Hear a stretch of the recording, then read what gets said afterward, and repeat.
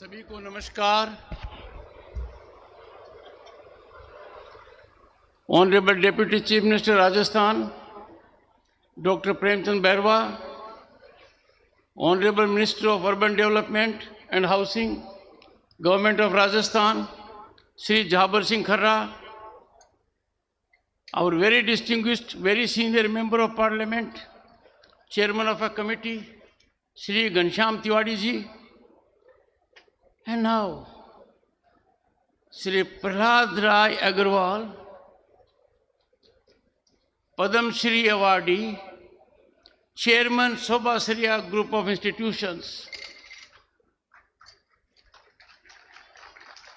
and he has the benefit of two vice chairpersons, Dr. Ghanshyam Prasad Agarwal and Shri Kunj Bihari Agarwal. दुनिया के सामने एक मिसाल है, भाइयों में कितना प्रेम है, कितनी समग्रता है।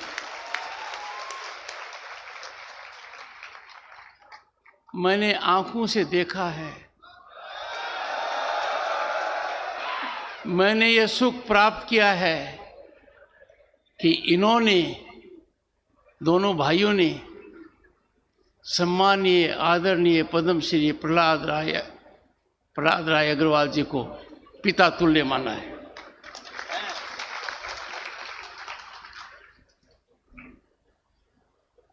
श्रद्धेय सुमेधानंद जी महाराज, उपस्थित महानुभाव, distinguished members of the faculty, staff, and जिनके लिए मैं आया हूँ, my dear students.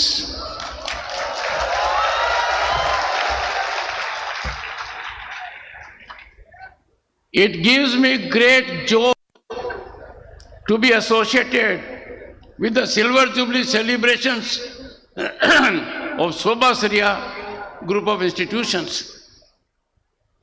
On this happy occasion and momentous occasion, let me partake in the joy and pride of the management, staff, students, alumni of this institution as it crosses significant milestone in the march towards the future.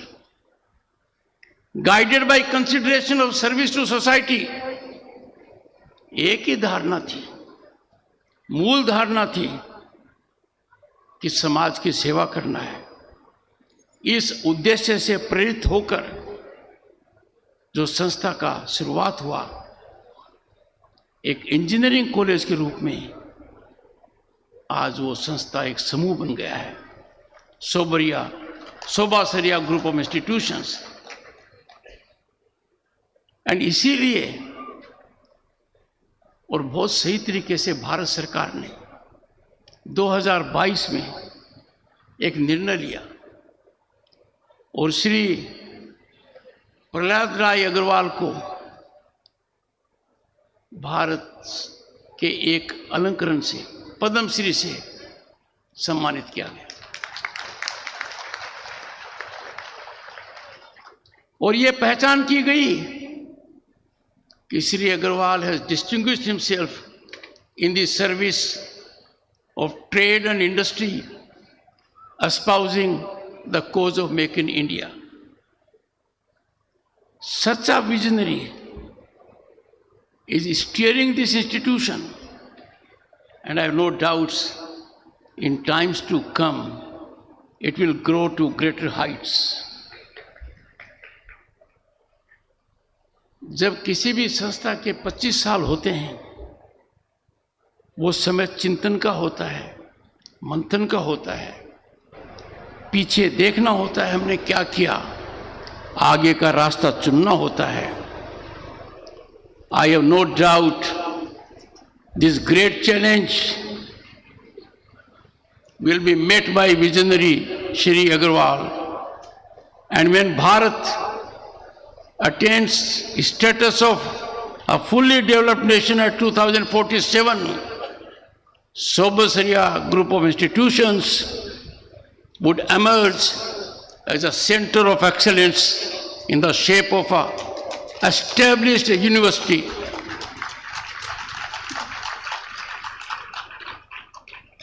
और जो रचना आगे कर रहे हैं उसका मूल केंद्र, मुख्य बिंदु ऐसा होना चाहिए कि छात्र छात्राएं सही तरीके से अपनी प्रतिभा दिखा पाए. Let me at the outset reflect कि आज के हालात क्या हैं. हमारे समय के हालात आजकल के बच्चों के समझ में भी नहीं आएंगे. आज हालात बहुत बेहतर हैं. तब के हालात का वर्णन नहीं करना चाहता, पर आज के हालात हैं कि कानून के सामने सबकी समानता है. Patronage is no longer a password to contract or a job. There is rule of meritocracy. Privilege pedigree has yielded to merit. और आज का जो शासन है वो पारदर्शिता का है, उत्तरदायित्व का है. इसमें भ्रष्टाचार के लिए कोई स्थान नहीं है. टेक्नोलॉजी का भरपूर उपयोग किया जा रहा है. Boys and girls, you are fortunate. You are living in times, you are beneficiary of an ecosystem where you can fully exploit your talent, your potential, realize your aspirations and dreams. चारों तरफ एक ही माहौल है. The atmosphere of hope and possibility. Bharat संभावनाओं से भरा एक देश है और दुनिया भारत का लोहा मान चुकी है. If I look around, international monetary fund, the world bank, जो कुछ समय पहले भारत को सिखाते शासन व्यवस्था कैसे हो, आज के दिन भारत की प्रशंसा करते हुए थकते नहीं हैं. और Bharat is getting accolades from every quarter as a global favorite destination of investment and opportunity. और ऐसा क्यों न हो? एक दशक पहले हमारी अर्थव्यवस्था दुनिया की 5 हिलती डुलती अर्थव्यवस्था में थी. We were part of fragile 5. कभी भी गिर सकते थे. हम कहां से कहां आ गए? दुनिया की 5वीं आर्थिक महाशक्ति, 2 साल में 3री बड़ी महाशक्ति, जापान और जर्मनी के आगे. हमारी इकोनॉमी 4 ट्रिलियन को टच कर रही है. हमारी ग्रोथ रेट दुनिया को अचंभित कर रही है. GDP growth is 8%. और ये दुनिया की कोई भी लार्ज इकोनॉमी इसके नजदीक तक नहीं है. This is a great achievement of Bharat. और ऐसा क्यों नहीं हो?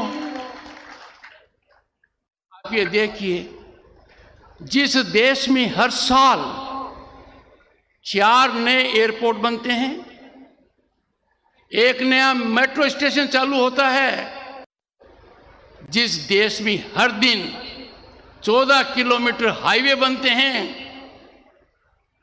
और वर्ल्ड क्लास हाईवेज 14 किलोमीटर प्रतिदिन और 6 किलोमीटर प्रतिदिन रेल ट्रैक का विस्तार हो रहा है. आप चारों तरफ देख रहे हैं.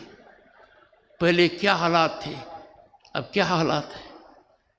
हमारी रेलगाड़ियों का, हमारी एयरपोर्ट्स का, हमारे हाईवेज का, हमारी इंटर कनेक्टिविटी का ऐसा सोचा नहीं था. एक तरीके से मेरी पीढ़ी के लिए यह अचंभा है.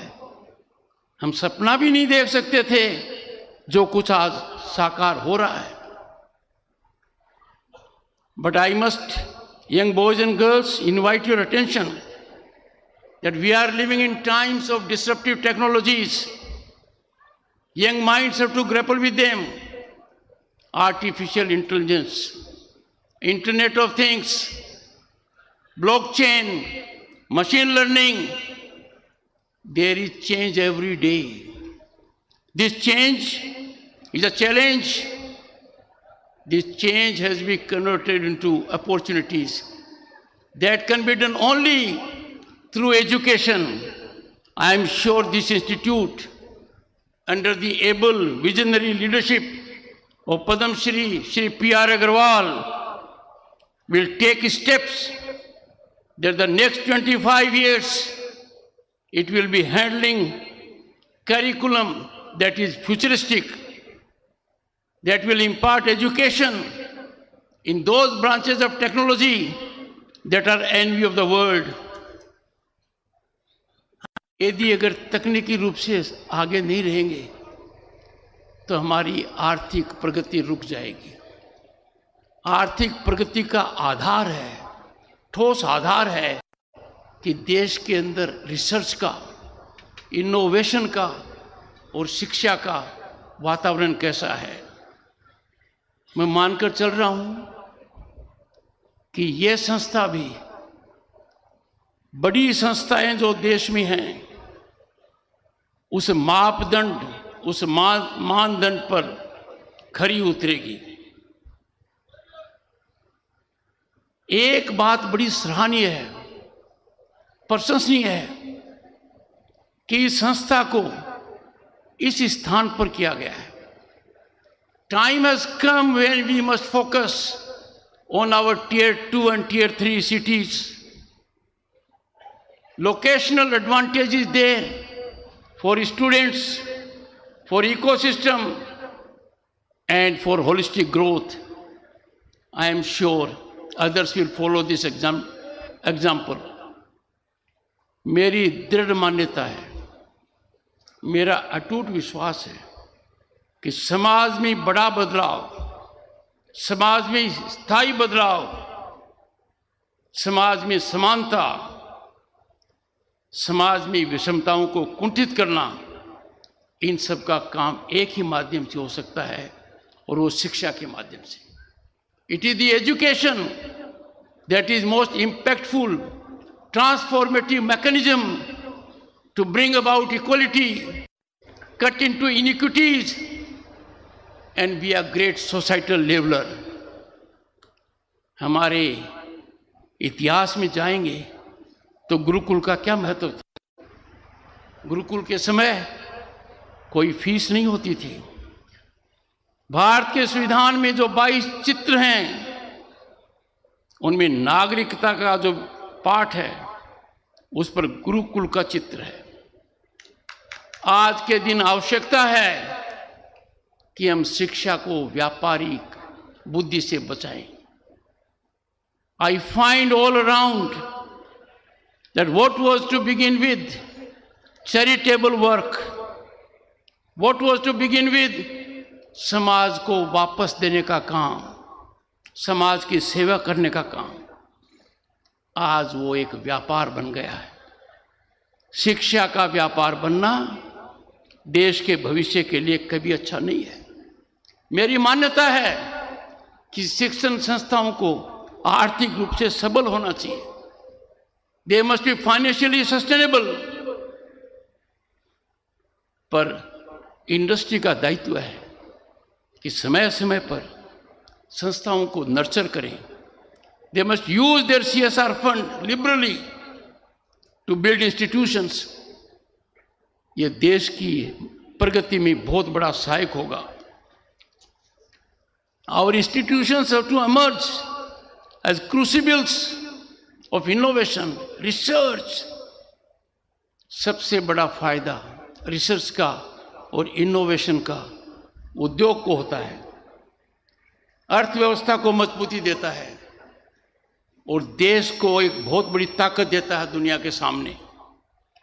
एक जमाना था, भारत का क्या नाम था। हमारे भारत में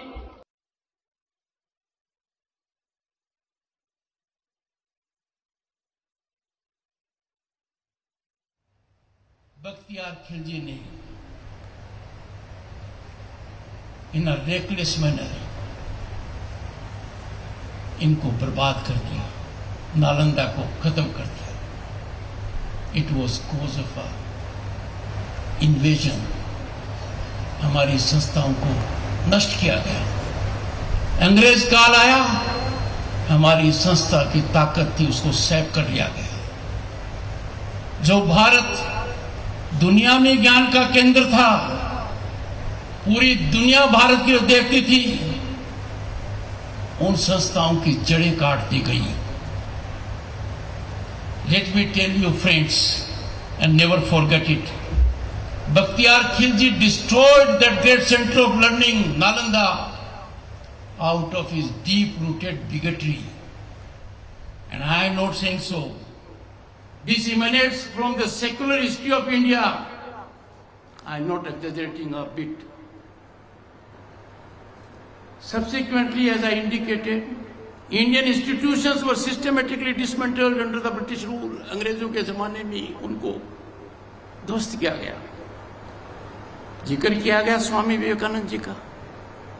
स्वामी विवेकानंद जी वो महापुरुष थे जिन्होंने, और अजमेर अपने यहाँ से क्या ज्यादा दूर नहीं है, देवलोक पधारे वहां से। वो 19वीं सेंचुरी में उन्होंने बड़ा प्रयास किया इसको वापस उजागर करने का। अब समय आ गया है कि इस महान यज्ञ में भारत को शिक्षा का मुख्य केंद्र बनाने में हर कोई आहुति दे।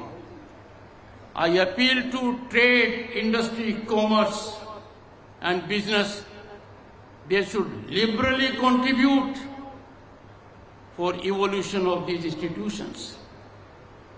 शिक्षा में जो भी धन लगाया जाएगा, any investment in education is investment in our future, is investment in our economic rise, is investment for peace and stability. हमारा संकल्प होना चाहिए कि जब भारत 2047 में विकसित राष्ट्र बने, we should be a super knowledge power of the world. और ऐसा क्यों नहीं? क्योंकि हम थे, सदियों तक थे। कुछ चिंता के विषय है, चिंतन की आवश्यकता है, मंथन की आवश्यकता है। आज का परिदृश्य क्या है? Education was never a source of income. Education was a medium of sacrifice. Education was medium for charity. Education was to help the society. ये एक तरीका था कि जिस समाज में हम रहते हैं, उस समाज का ऋण हम कैसे वापस करें, ये इसका बहुत अच्छा माध्यम था। अब क्या हो गया है? चिंता का विषय है। Education has been commodified. Education एक कमोडिटी बन गया है जिसको बेचा जा रहा है फायदे के लिए। This commodification, my young friends, is adversely impacting quality of education. शैक्षणिक संस्थाओं को यदि आप अर्थ लाभ के चश्मे से देखेंगे तो आपका उद्देश्य धूमिल हो जाएगा। हमें आवश्यकता है कि हम ऐसा न होने दें। In some cases, it is taking the shape of extortion. मुझे अच्छी बात लगती है कि श्री पी.आर. अग्रवाल का मंतव्य हमारे सांस्कृतिक निचोड़ से पूरी तरह प्रभावित है। इनके लिए it is service to society, giving back to society, and not to earn profit out of it. मेरा ये आग्रह रहेगा कि संस्था का पैसा संस्था में ही लगे, संस्था के विकास के लिए लगे, और जो कॉर्पोरेट हाउस संस्थाओं को नर्चर कर रहे हैं वो हर साल CSR फंड से इंफ्रास्ट्रक्चर और नए कोर्सेज के लिए पैसा दे। ये समाज के लिए बहुत अच्छा रहेगा।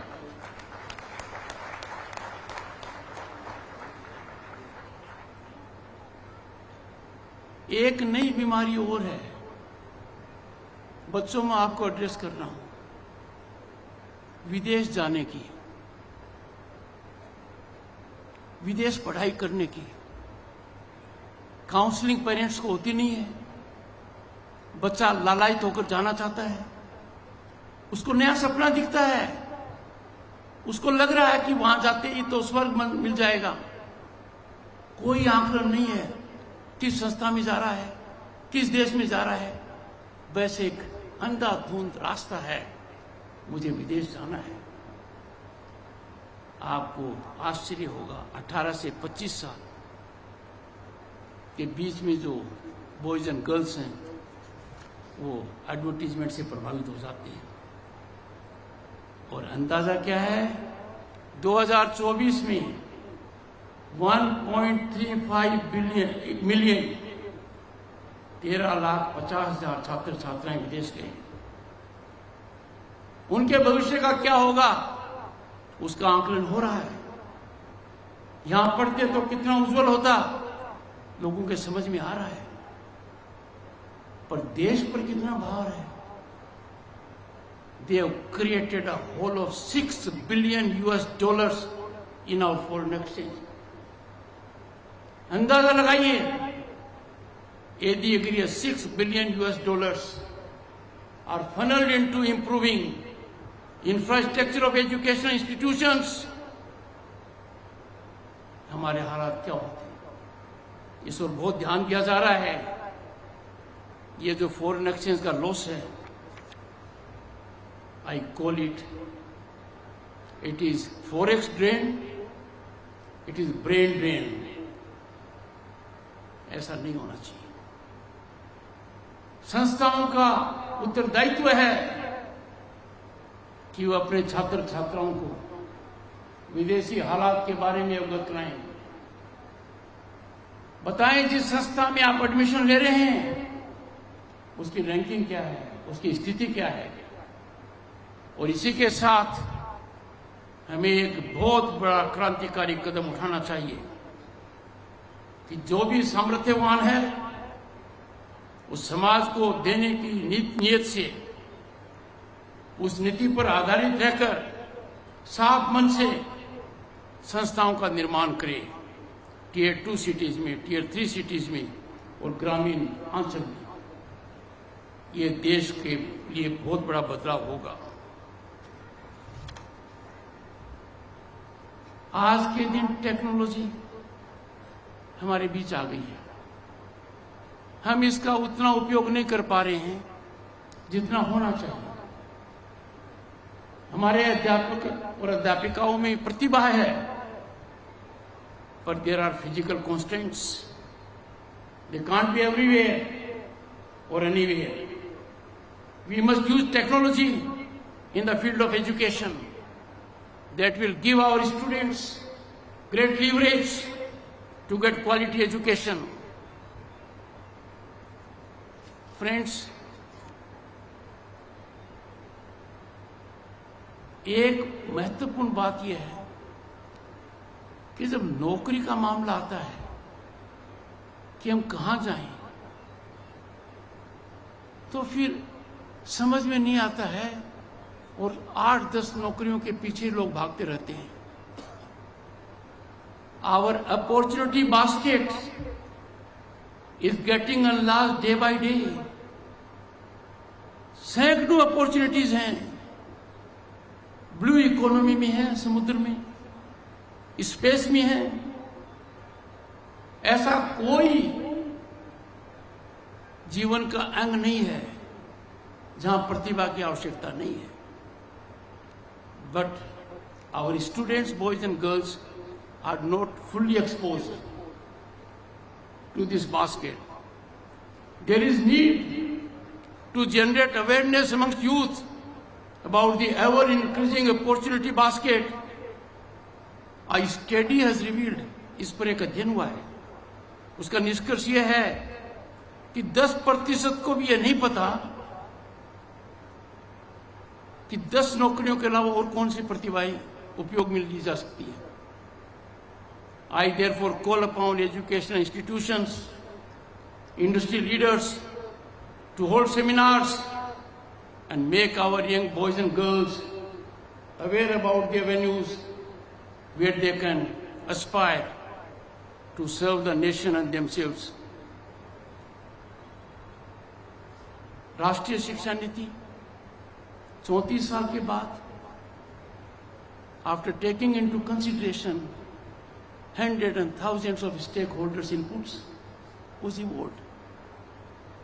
ये गेम चेंजर है, it's a work in progress, समय लगेगा पर इसको जल्दी ग्रहण करना चाहिए, इसके हर पहलू को समझना चाहिए।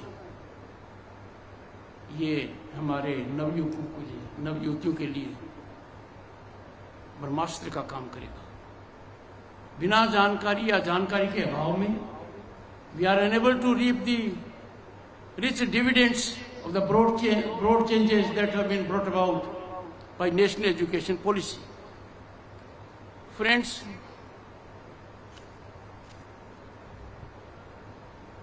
आज के दिन हमारा भारत दुनिया के अंदर बहुत महत्व रखता है। कभी भी आज से पहले भारत की आवाज इतनी ज्यादा नहीं सुनी गई। कभी भी भारत की आवाज विश्व पटल पर इससे ज्यादा बुलंद नहीं रही। ऐसी परिस्थिति में हर व्यक्ति की धारणा होनी चाहिए, निष्ठा होनी चाहिए कि हम हमारे राष्ट्र में विश्वास रखेंगे। हर परिस्थिति में हम राष्ट्र को पहले रखेंगे। राजनीतिक, व्यक्तिगत या आर्थिक हित को राष्ट्र से ऊपर नहीं समझेंगे। कुछ लोग इसको चुनौती दे रहे हैं, उस चुनौती को खत्म करना, to neutralise this forces, anti national forces, that is the obligation of our youth. मेरे मन में कोई शंका नहीं है, मैं आशावान होकर जा रहा हूं। यहां पर कहा भी गया है, उन लोगों के समक्ष कहा गया है जो महत्व रखते हैं।